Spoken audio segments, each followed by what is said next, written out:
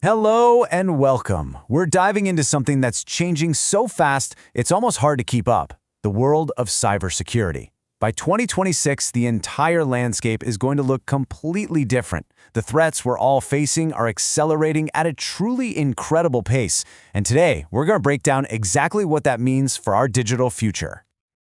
So let's just jump right in with a number that should really make you sit up and listen. 67%. What in the world could that be? Well, that's how much the average company's digital attack surface has grown. And by attack surface, I mean every single point a hacker could possibly try to get in. Just think about it for a second. You've got cloud services, remote employees, thousands of third-party apps. Your entire digital footprint has just exploded. And right along with it, so is your exposure to risk. And that, right there, brings us to the most important question we're going to explore today.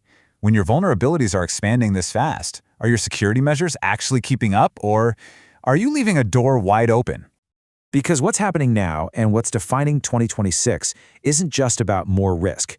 It's about a fundamental change in the speed and scale of that risk. I mean, cyber attacks that used to take weeks to plan and execute can now cause massive business-wide damage in just minutes. This is what we're calling the Great Acceleration, and it's making all the old defensive playbooks pretty much obsolete. All right, Section 1. The single biggest, most powerful force driving this whole thing is, you guessed it, artificial intelligence. And this isn't just some new tool in the toolbox. It is a complete game changer for both the good guys and the bad guys. And you don't have to take my word for it. What's absolutely wild here is that almost everyone agrees. According to the World Economic Forum, a staggering 94% of leaders see AI as the #1 catalyst that's reshaping the entire threat landscape. It's huge. And this really breaks down why. You see, AI is a double-edged sword. On one side, you've got attackers using it for things like hyper-realistic deepfake scams, automating hacking on a massive scale, and even poisoning the defensive AI models. But on the other side, defenders are using AI for autonomous defense, for predictive intelligence to see threats coming, and even creating AI-powered security analysts. It's a full-blown, high-speed arms race. But here's where it gets really interesting. The fears at the top, at the CEO level, are starting to shift. It's moving away from just the fear of AI as some futuristic weapon to a much more immediate, practical risk. Right now, data leaks from employees just using generative AI tools are a bigger concern than what the hackers are doing. The threat isn't just external anymore. It's about how we manage this powerful tech inside our own walls. So, the bottom line is this. The race is already on. This isn't something to think about for the future. Attackers are using AI right now, which means getting AI-powered defenses in place is an absolute necessity. It's not really a choice anymore. Okay, let's jump to our second accelerator. Because it's not just the tools that are changing, it's the very structure of the internet itself. We're moving away from this idea of a single global network and heading into a world that's being fractured by geopolitics. It's this concept called digital sovereignty. Basically, governments all over the world are saying, hey, if it's our citizens' data, it has to stay inside our borders. And for any global company, this is a massive headache. It means they have to break up their neat, centralized data systems into these complex regional ones, which creates all sorts of new security and compliance nightmares. And if that wasn't complicated enough, there's a ticking time bomb for our data. It's a strategy called harvest now, decrypt later. Just picture this. Attackers are stealing huge amounts of encrypted data today. Think intellectual property, government secrets, financial data. They can't read it right now, but they're stockpiling it, betting that in a few years, a quantum computer will be able to crack today's encryption wide open. And look, this is not some far-off sci-fi threat. Regulators have already set hard deadlines for moving to quantum-resistant encryption. The planning and assessment phase, that starts now, in 2026. This is a board-level concern, and the quantum countdown has officially begun. Which brings us to our third accelerator, the chaotic, just exponential expansion of the corporate attack surface. To put it simply, the battlefield is getting bigger, way messier, and a whole lot harder to defend. There are really 4 key things driving this explosion.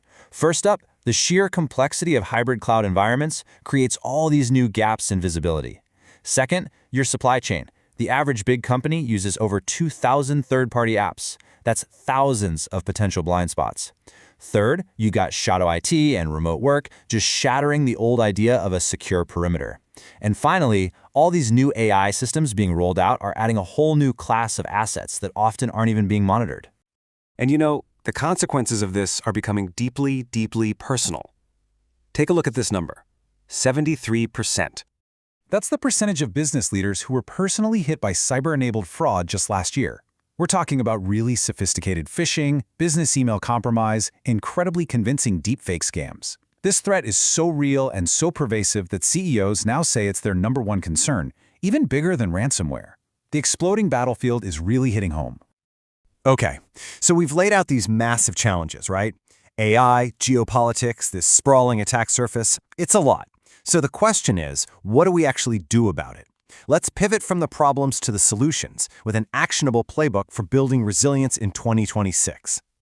The new strategy really requires 5 fundamental shifts in thinking.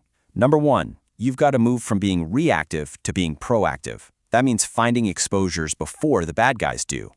2, make zero trust the default setting, not some far-off goal. 3, accept that your old perimeter is gone and identity is your new control plane. 4, start your quantum migration planning now. And finally, number 5, get this conversation into the boardroom. Cyber risk has to be treated as a core threat to business continuity. And here are some real, practical things you can do. You have to enforce strong, phishing-resistant multi-factor authentication. You've got to adopt modern security tools that give you one unified view of everything, from the cloud down to every laptop. You have to make sure your backups are immutable, meaning they can't be messed with by attackers. And finally, you have to start demanding the same high security standards from all your suppliers that you demand from yourself. Ultimately, we just have to completely reframe how we think about this.